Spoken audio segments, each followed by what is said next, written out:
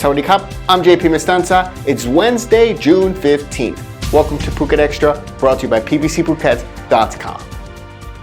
Because of all the congestion at Thailand's international airports, officials in Bangkok this week agreed that international arrivals to the country will no longer have to fill out the TM6 immigration forms as a temporary measure. The TM6 forms are those little cards that international arrivals to Thailand have to fill out either on the plane or at the airport for when they go through the immigration checkpoints.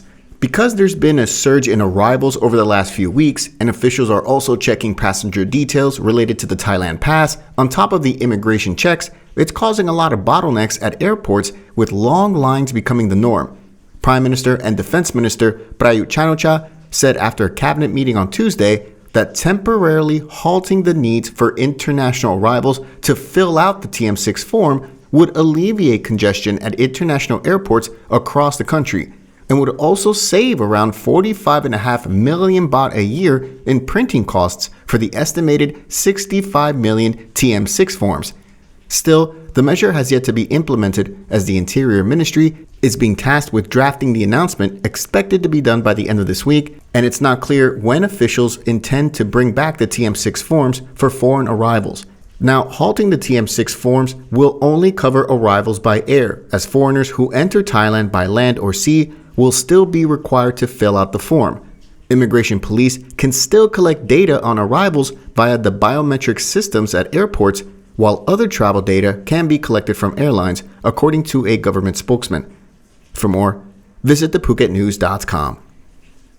Once again, big promises are being made by Phuket officials as they announce a new policy to make an attempt to halve the number of road deaths on the island within the next 5 years. Vice Governor Anupap Yotrapam announced the goals during a meeting at the Phuket Provincial Hall on Tuesday, as the government aims to reduce the rate of road accident deaths to 12 people per 100,000 population by 2027. According to the Thai Road Safety Council, Phuket has already suffered 42 deaths and just under 7,100 people injured in road accidents so far this year. Last year, with all the COVID travel constraints greatly affecting the amount of people who could enter Phuket, the island suffered 70 deaths and just over 13,100 people injured in road accidents. The year before that, in 2020, Phuket suffered 106 deaths and just under 16,900 people injured in road accidents on the island. Vice Governor Anupap stated that in order to achieve this goal, all agencies would need to be involved, with police at the front line strictly enforcing the traffic laws and more visible traffic warning signs required. Road safety awareness would also need to be taught at schools, according to him. What do you think of this? Let us know in the comments below.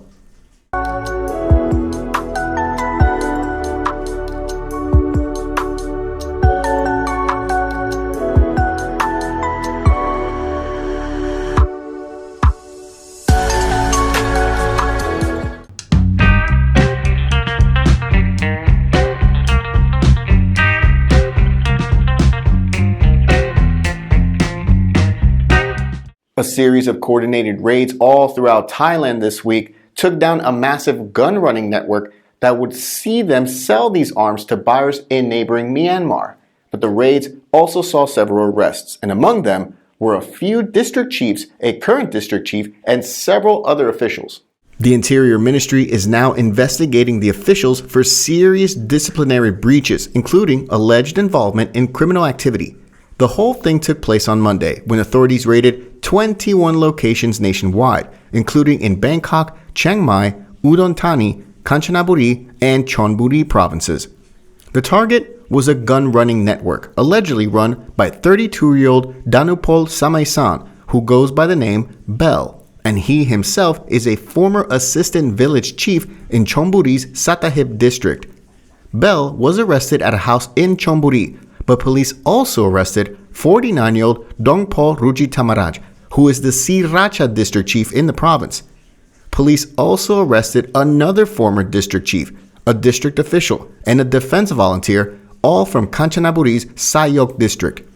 According to police, Bell made use of his connections with officials, defense volunteers, and members of drug suppression teams in the police force by using their identification cards to file a request in their names with the district office for official permits to buy guns under government welfare programs.